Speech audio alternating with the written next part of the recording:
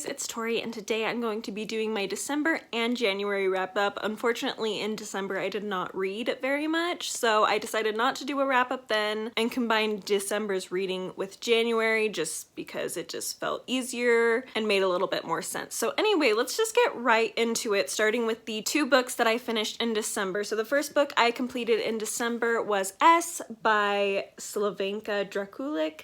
I gave this 5 stars. I loved it. It was in my favorites of the year, so if you haven't seen that video, I will link that down below and I'll discuss that a little bit more, this book a little bit more in that video. I'm not going to discuss it too much here because it is discussed there, but I did really love this story. The story follows a woman named S and her experiences as a prisoner of war during the Bosnian War. I always want to say Balkan War because it says a novel about the Balkans, but Bosnian War is what the war is called, and it's really gut-wrenching. It's really harrowing. If you are not one to like really tragic and difficult reads, things that deal with rape, sexual assaults, other intense abuses, this probably won't be for you. But it really does bring this horrible situation to life. It really makes it clear that people can do terrible things to other people, and it's just so gut-wrenching. I will say I don't think that it was gratuitous in the way it described everything going on,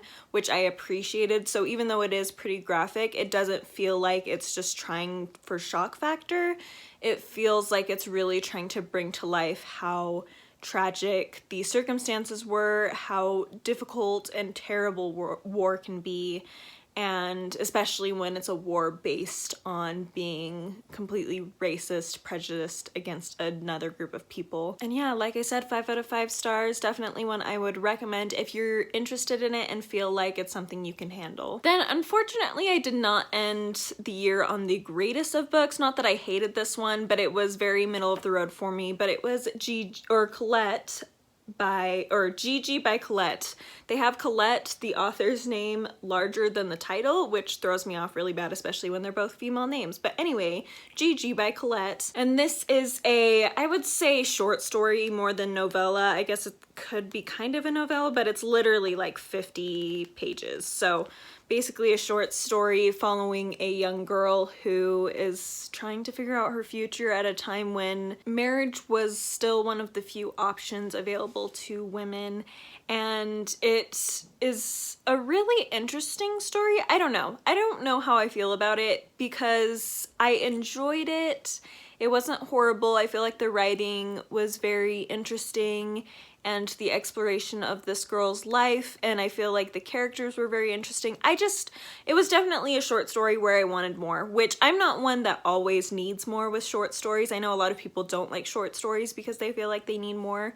I feel like some short stories really work for me, but more domestic type short stories tend not to work for me, and that's what this really is. It's a very domestic, I mean, there's not a lot of drama. I feel like when I read a short story, I need a little bit more scandal and drama that really brings home a point. And this one, I mean, it had a point, but it just didn't grip me all that well. So beyond that, I don't know what else to say about it, frankly. It was very middle of the road. Don't have a ton of thoughts on it, but I mean, it was nice to get at least one more book in before the end of the year, and I don't know. Yeah, that's all I have to say. So even though I ended the year with a not favorite necessarily, I did start 2022 with a favorite, and I'm super excited about it. I read Station 11 by Emily St. John Mandel. No, I did not read this because of the adaptation being released, although I really want to see that now. I didn't even know it was being released until after I had already read this, and I was like, oh, apparently that's a thing now, being released on, I think it's on HBO Max. But anyway, I just read this because I've wanted to, and I decided to finally get to it. And I ended up giving it 5 out of 5 stars. It was incredible. Just really, I would call it a love letter to humanity. Like, it really is about celebrating humans and our ability to create, our ability to invent, our ability to find joy in life. This is a post-apocalyptic tale, I guess, kind of right across the apocalypse. There's a disease that sweeps the earth, and it ends up killing 99% of the population. And so we're following certain characters as they connect through this actor by the name of Arthur, I believe. They're all connected to him in some way, and he died right before this disease began to spread, or at least really took over the world. And he was an actor, he was in King Lear, and so there's a lot of references to Shakespeare throughout this. We follow a group of traveling performers who are performing Shakespeare after the apocalypse has happened. And we're really jumping through time, both before the apocalypse, during everything that was happening in the early days, and then into about 20 years in the future after it occurred. And it's frankly really difficult to describe what makes this book so beautiful, because it's not a very plot-driven book. I mean, there is plot and there are some pretty exciting things that happen, especially towards the end, but overall it's more focused on these characters and getting to know them, and that doesn't always work for me. I think it has to be done in a very specific way for me to really engage with very character-focused books like this. But this was definitely done in a way that I was fully engaged. It just made me appreciate, like I said, humanity so much more. It made me appreciate life and relationships and how we connect to each other, and recognizing that the little things in life really do add up to create a life that is happy and a life that is meaningful, and how it's not all necessarily all these grandiose moments that we think should add up to a perfect life or even just a happy life. It's actually a lot of small moments that really create the spectrum of experience in our lives. And so it's a really wonderful story. Love the homage to Shakespeare. It's interesting that Shakespeare plays such a role in this, just because he was writing at a time where they had been dealing with the Black Plague and a lot of other diseases had been going through, and he was writing, and these plays came out of that.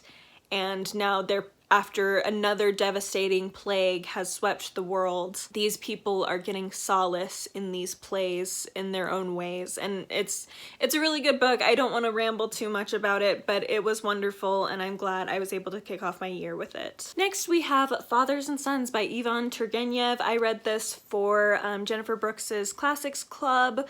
Unfortunately, I don't think I'll be able to participate in that in February, just because I have a lot of reading to do, and I've been not in a reading slump. I've just been wanting to do other things with my time a little bit more than reading, and so I've been doing that, but it does make it harder to get through quite as many books as I would like to. So anyway, I did participate in January and read Fathers and Sons, and I ended up giving this 3 out of 5 stars. It was interesting. There's a lot of philosophy involved in this one, which I think Russian literature, I don't know how I feel about Russian literature. Every Russian literature classic I have read, I have not loved. They've just been all right.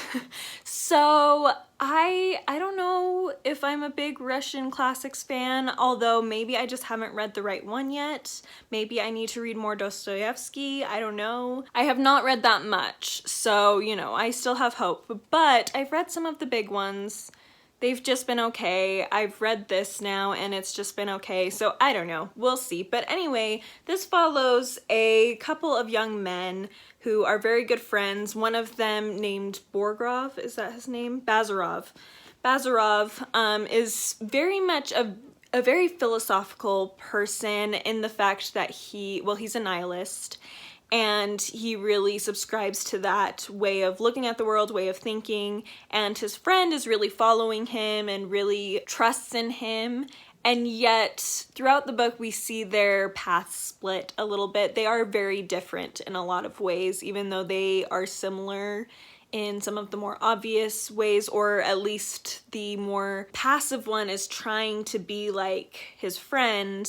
He just isn't, and you kind of see him throughout the book realize that he's not and accept that. I feel like there's a lot to think about in this book, and I honestly, it's been not terribly long since I finished it, a couple weeks, and I haven't had much chance to really think about it. So it's a very thought-provoking book, and I think I need to dedicate more time to really thinking it through, but not much happens.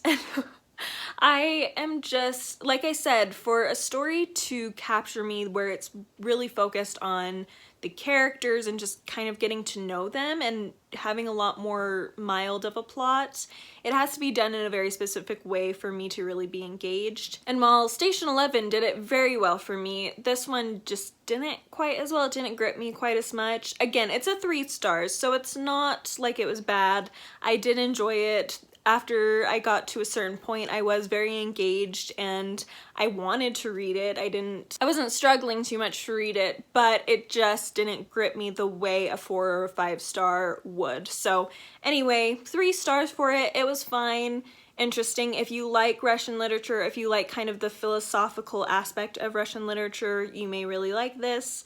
But yeah, it just wasn't necessarily totally for me and my tastes. And then I ended up completing 2 audiobooks within the month of January, the first one being Pride and Prejudice by Jane Austen. This was a reread for me, of course, and really loved it. I believe I gave it either 4 or 5 stars. Probably 5 stars, I'm not sure. We'll say 5 stars and I'll double check and make sure I actually did give it 5 stars because it does deserve that. I really like Pride and Prejudice. I will say I think Emma and Sense and Sensibility are slightly higher on my preferred list, at least as of right now, but this is very close. There's so many fascinating characters in this book. I love discussing with other people just how they interpret different characters' actions between Mr. and Mrs. Bennet and Mr. Collins and Charlotte Lucas and the Bingley sisters and Lizzie and Darcy and Catherine de Bourgh. There's just so many wonderful characters. I think this definitely has the greatest cast of characters in all of Jane Austen. If you somehow don't know, this follows the story of the Bennet sisters as they basically are searching for husbands before their father dies, because once he passes away, his money and their home will go to the nearest male relation. And so Lizzie, the main character, doesn't really want to get married. She doesn't necessarily have much passion for doing that, but her family really desperately needs that for them because at this time that was really the only option to live a respectful life as a woman. And it's very charming. There's just so many interesting family dynamics, so many, like I said, very interesting characters with a lot of different personalities, and it was wonderful to reread. I listened to the audiobook for it and it was just a delight. So definitely one I would recommend highly if you have not somehow read it yet or know nothing about it. Please definitely give it a try, especially if you're interested in reading classics. And then the other audiobook I completed was John Adams by David McCullough, and I really enjoyed this. I ended up giving it 5 stars. I actually was thinking about just giving it 4 stars for a while, but I reached a point where I actually cried when his wife Abigail Adams died. I got a little emotional, and I was like, okay, if a nonfiction book can make me feel emotional about someone dying in it, I feel like I should give it 5 stars. So as you would guess, this follows the life of John Adams, who is the 2nd president of the United States and one of the founding fathers, and he is a fascinating man. He's definitely my favorite of the founding fathers. I think there's a lot of them that are interesting, but he is my favorite. He just had a lot of integrity. He was one that he didn't really care what other people thought about him. He just wanted to do what he felt was right for the country.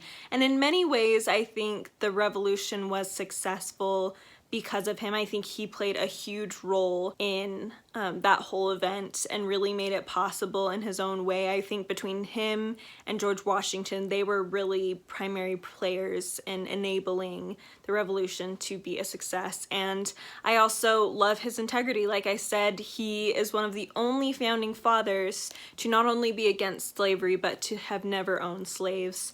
And not that that made him perfect when it came to race or anything, but he really had a lot of integrity when it came to that. His relationship with his wife is so interesting to read about. They were just very close and very trusting. He trusted his wife so much. He would discuss everything with her.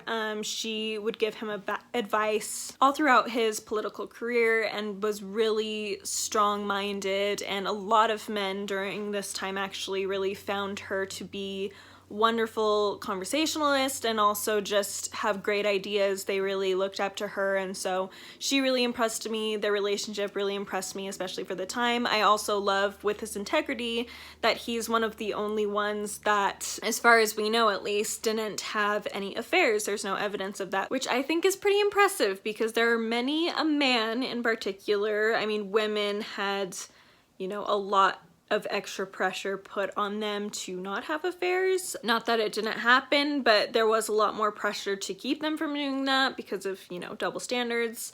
But a lot of men, a lot of male historical figures that I learn about tend to be really good people in certain areas of their life, but then a lot of them have affairs. So I think it's very impressive that he, at least as far as we know, didn't have any affairs. And yeah, I just think he's a wonderful, interesting person to learn about. Definitely very flawed. He was very vain and prideful in a lot of ways, but he also, I think he was a very principled person, which unfortunately I think we have lost a bit of that in today's political climate, of that just principled person, and so I really appreciate that about him. Other than him being the topic, I also did enjoy the writing style. I've read David McCullough before, and I do enjoy his writing style. I will say I don't think I enjoy it as much as some other people do. It can be a little dry to me in certain places, but overall it was a great experience. Like I said, it made me emotional, and it's pretty hard for nonfiction to do that, so